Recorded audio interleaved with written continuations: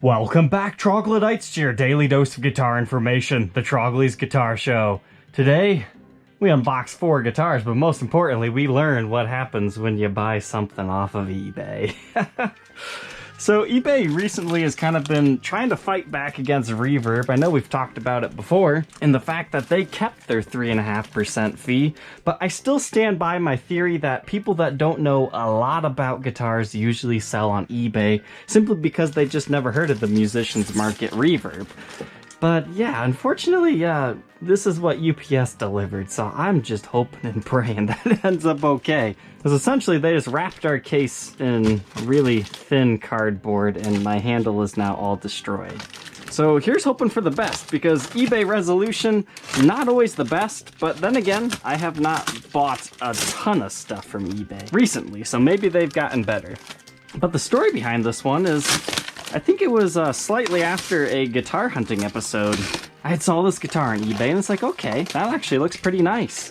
It had absolutely terrible photos though, so I kind of took a risk. I made an offer and I saw that there was at least one other competing offer, so it's like, yeah, I'm probably not going to even win this, but hey, lo and behold, they did accept my offer. Now, does it sound okay? It doesn't sound like any detached headstock. That would just really put a damper on this whole unboxing episode. So let's just go ahead and open it up and hope for the best. At least the handle's already been replaced, so the fact that it's all beat up, that's not that big of a deal. Oh. Wow, this is actually really nice. So I decided to go for this one because I like this large center seam. And by center seam, I meant the middle piece. It's nice and wide, and it kind of had that weird, strange one area of flamed figuring on it. And these Tobacco Burst customs from the mid-70s to the late 70s, they're kind of hard to find, but I prefer them because that's back in the era where they still did the burst on the back, they bursted the sides, you've got it on the neck as well as the headstock. Because I think it's around like 1982 they switch it to just bursting the top and they don't do the backs anymore. Which those ones, they have their own vibe as well, but I definitely prefer these because I feel you get a little bit more special attention as far as the finish goes. So first issue I'm seeing is the nut has been knocked loose. As you can see, it's a little bit further over here, but that should just slide back into place unless somebody glued it back wrong. But thankfully, no breaks, cracks, or repairs. I mean, it's a 3-piece maple neck, so they usually don't break. But kind of a cool top. And this is not a TP6 tailpiece. This is a different variation on it that Gibson did not make. And sweet, looks like we have the original tailpiece in here too.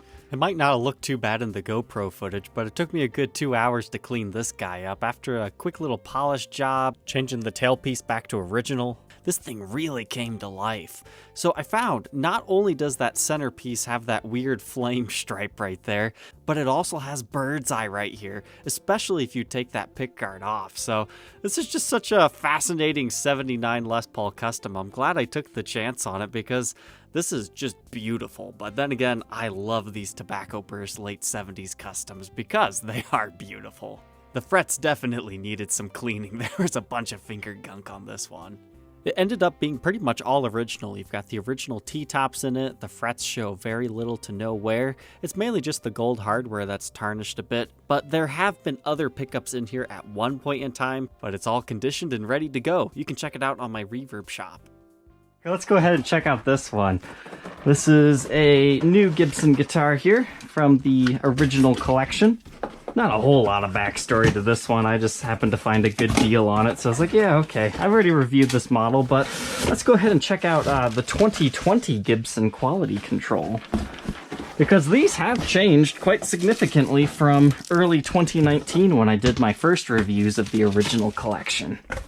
It looks like our case is about the same, but one thing I am worried about is this was shipped during really cold weather, like unseasonably cold, or I guess seasonably cold, but every other day has kind of been warm. And this finish is kind of prone to finish checks. Gold top, another 50s standard P90. Definitely need to condition this fretboard, but I'm really happy with what I see so far. You've got some nice streakiness to this one. That's going to look great once I get done with it. And now the back reveal. That's pretty nice. Not a whole lot of figuring to it or anything super special. But hey, take a look at that serial number. This is actually fairly new. So 2020, 275th day of the year. That looks a little bit goofy having that 00. But do you guys remember in my original reviews for these, we kept getting dings under here? Slightly after that, they started to add that black felt washer. I'm not sure if you guys can see that right there or not, but that prevents that. So if you want to take the pick guard off, you're still good to go. And I am happy to report no finish checking on this one, even being shipped in the cold weather. The nut actually looks pretty good. You've still got some tooling marks around the fret nibs, but nothing a little razor blade scraping won't fix. Two left and two great stories to wrap up. So you guys remember how I keep importing Japanese guitars and whatnot, and sometimes I have help with a friend that happens to live over in Japan? Well, this time he needed my help. So it's like, naturally, of course I'll help you, man, because he won't take any payment from me despite offering to pay him to help me, you know, get those guitars into the US. Hopefully one of these days EMS Japan will open back up for the US, just you know, so I don't have to keep bothering him. But this is a guitar that he purchased that he needed me to forward to him over there in Japan. And this just happens to be a really big and popular model that I've been wanting to do a review on anyways. So as long as time allows, we should be able to get a review on this model while it's here. But then again, if it starts taking too long, I guess I'll just have to buy my own eventually. But if I remember correctly, this was a late 2019 model, potential early 2020. That is kind of controversial, and that's why I want to review it. But it's one of the few super popular modern day artists guitars that actually got a reissue. Anybody who's familiar with this little symbol doodaddy thing there already knows what's in here. But first thing I'm noticing is just this all white, really poppin' Gibson logo. Inside here sleeps something to break out of your rusty cage with. So this is the Chris Cornell Signature ES335. The newer one anyways. They also did a different run of these, I think it was what, back early 2000s, something like that. The first thing I'm noticing is it's kind of like a matte finish. And wow, Lawler pickups in here, Filtertron style. I really like those. But this thing still smells like brand new, but yet at the same time, it looks very old and aged. Yeah, there's our serial number, early 2019. They did another 250 of these, and this one was number 82. So maybe we'll check this one out in a couple of weeks. And our last story, I purchased this on a live guitar hunting episode, and I was really excited for it, but man, DHL, what a pain in the butt. I can't really blame those guys because it's more so the paperwork didn't get filled out properly for this guitar, so it was sitting under dispute for about a week or so because they were trying to charge me a bunch of import duties and taxes, and it's like, man, I already paid what I wanted to pay for this. I can't really pay that on top of that because technically, I mean, I keep telling you guys this, if you're bringing something back to the US that was made in the US, you shouldn't have to do that, but they'll still try charging you every single time anyways. So if you didn't actually know that you weren't supposed to pay that, you just pay it and then you'd be out another couple of $100. But thankfully though, I was able to get out without paying too much more, just a couple of normal fees that you get with these things. So inside here, man, it's been, I think, 2 years since I've had one of these things.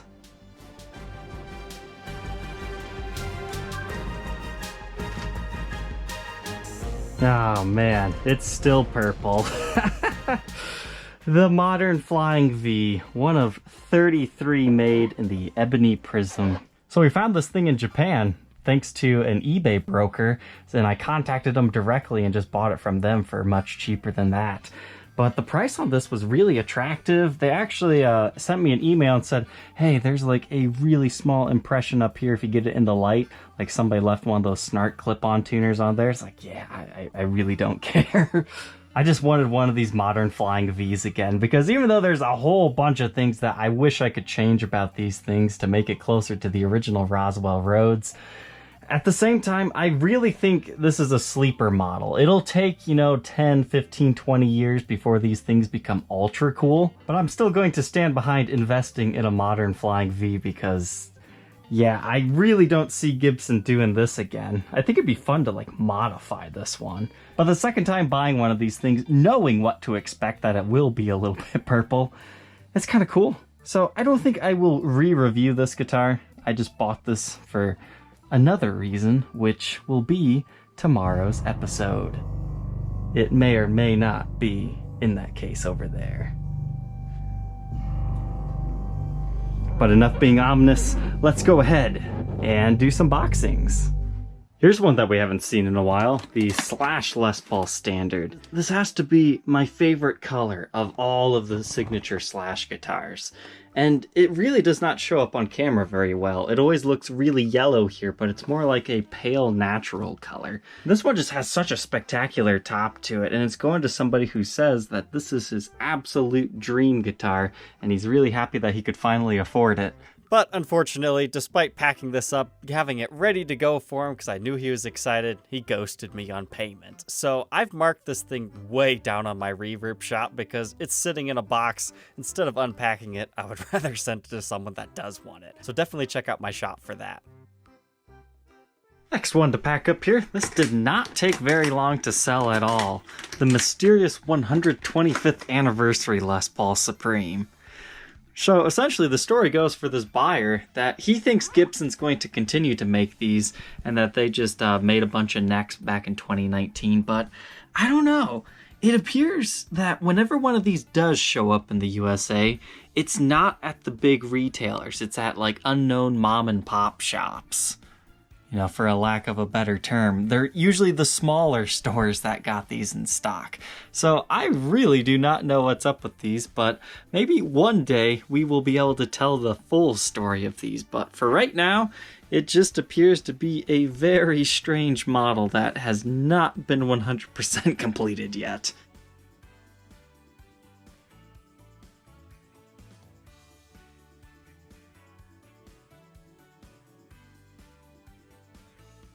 This guitar. It's the one we ended Trade Tuesday Season 3 with. I kind of regret selling it. I would love to keep the Trade Tuesday guitars, but at the end of the day, every day for me is you gotta look at a new guitar, make a video on it. I never have time to play my favorites and things like that. But the interest in studio customs and studio standards, it never ceases to amaze me how the market on these are just exploding. I remember when I first ran into these things, people were paying maybe 12 up to 16, but now, it's very easily 2,000 to 2,500 bucks. Some people with really nice custom color ones are asking up to 4.5. Now, I don't think they're quite getting 4.5. I think a really rare mint condition one with a custom color, maybe 3.5. These were such cool sleeper models that I think are finally getting the recognition they deserve. This took literally minutes to sell, and after that I had a whole onslaught of people going, I want it, I still want it, is it available, is it available? Nope, I'm sorry.